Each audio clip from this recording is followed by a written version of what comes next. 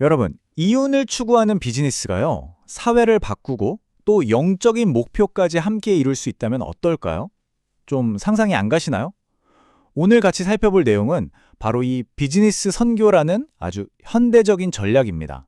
말 그대로 비즈니스를 통해서 세상을 변화시키려는 이 정말 흥미로운 움직임에 대해서 한번 깊이 파고 들어보죠. 오늘 이야기의 핵심, 바로 이 한 문장에 다 담겨 있습니다. 비즈니스가 곧 선교다. 이게 그냥 비즈니스가 선교를 돕는다, 이 정도 수준의 이야기가 아니에요. 아예 판을 바꾸는 완전히 새로운 패러다임의 전환을 의미하는 거죠. 자, 그래서 오늘 우리는요, 이 혁신적인 개념이 어디서 나왔는지 그 뿌리부터 파헤쳐 볼 거고요. 또 왜 하필 지금 이게 중요한 전략으로 떠오르는지 그 현실적인 이유도 알아볼 겁니다.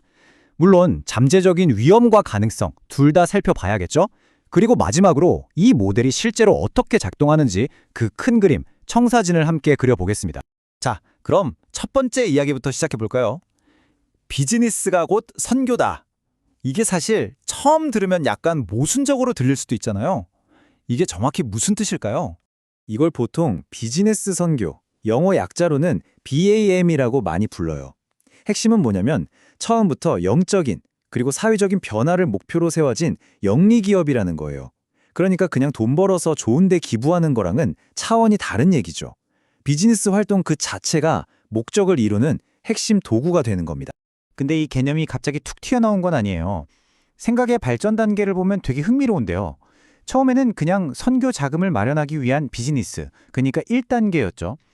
그러다가 선교사가 좀 들어가기 힘든 곳에 접근하기 위한 통로로 비즈니스를 활용하기 시작했고요. 좀 더 발전해서는 일터 자체가 선교의 현장이다, 이런 인식까지 생겨났죠.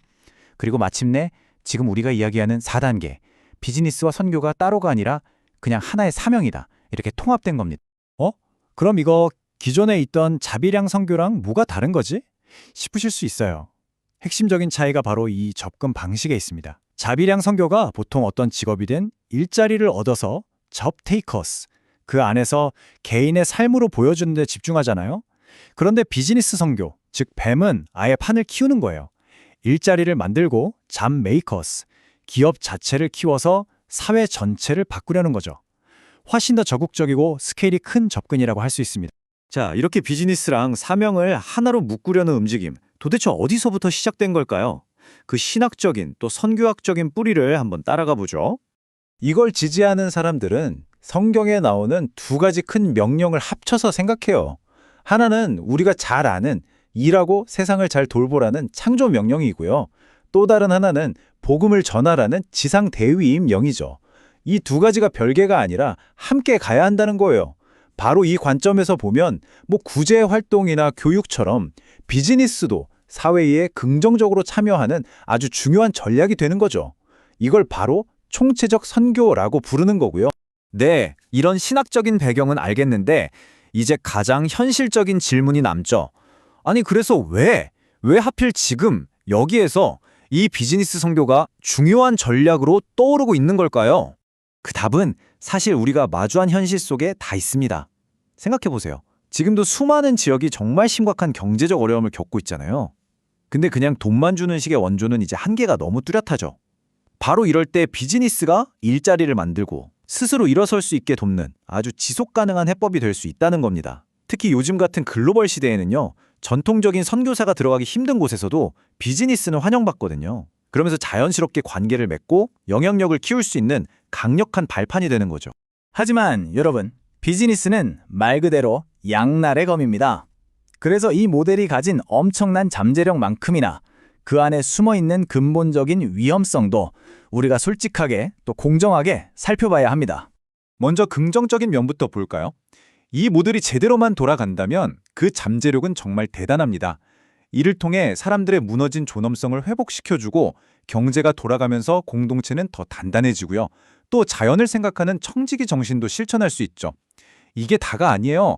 안정적인 기반 위에서 지역교회를 세우고 일터 자체가 제자도를 실천하는 살아있는 현장이 될 수도 있는 겁니다. 하지만 바로 그 비즈니스라는 속성 때문에 가장 큰 위험도 따라옵니다. 이 자료에서도 아주 명확하게 지적하고 있는데요. 국제 비즈니스라는 게 한편으로는 개발의 도구가 되지만 다른 한편으로는 얼마든지 가난한 사람들을 착취하는 수단이 될 수 있다는 거죠. 이게 바로 비즈니스 선교가 마주한 가장 큰 딜레마이자 빠지기 쉬운 함정입니다. 그렇기 때문에 바로 이 원칙이 절대적으로 중요해지는 겁니다. 이윤은 선교지를 위해 사용되어야 하며 선교지를 이윤 창출의 수단으로 삼아서는 안 된다. 이 윤리적인 선을 지키지 못하면 아무리 좋은 의도로 시작했더라도 결국 변질되고 또 다른 형태의 착취가 될 수밖에 없는 것. 자, 그럼 도대체 어떻게 해야 이 착취라는 무서운 함정은 피하고 긍정적인 잠재력은 최대로 끌어올릴 수 있을까요? 그 해답은 비즈니스 선교 기업을 정의하는 구체적인 원리들, 말하자면 그들의 청사진 안에 있습니다. 여기서 정말 흥미로운 지점이 있어요. 표를 보시면 수익성이나 지속 가능성, 탁월함 같은 비즈니스의 기본 원칙은요, 일반 기업이랑 똑같습니다. 다시 말해 착한 기업이 약한 기업이란 뜻은 절대 아니라는 거죠. 하지만 결정적인 차이는 바로 동기와 목적에서 나옵니다. 시장 논리가 아니라 더 큰 사명을 따라 움직이고 주주이익이 아니라 공동체 전체의 변화를 최종 목표로 삼는다는 것. 바로 이 지점에서 완전히 다른 이야기가 시작되는 겁니다. 이런 근본적인 차이는 기업의 DNA 자체를 바꿔놓습니다. 예를 들어 직원에게 그냥 월급만 주는 게 아니라 그 사람의 전인적인 복지를 고민하고요. 군림하는 리더가 아니라 섬기는 리더십을 보여주죠. 또 모든 윤리적인 결정을 내릴 때마다 이게 우리의 사명에 맞는가를 끊임없이 되묻습니다. 결국 모든 면에서 왜 이 일을 하는가라는 질문이 어떻게 할 것인가라는 행동을 결정하게 되는 구조인 거죠. 오늘 우리는 비즈니스와 사명이 만나는 하나의 특별한 모델을 살펴봤습니다. 근데 이건 우리에게 훨씬 더 큰 질문을 던지는 것 같아요. 만약에 말이죠, 세상의 모든 비즈니스가 단순히 이윤을 넘어서는 각자만의 고유한 사명을 갖게 된다면 과연 우리 사회는 어떻게 달라질까요? 여러분도 한 번쯤 깊이 생각해 보시면 좋겠습니다.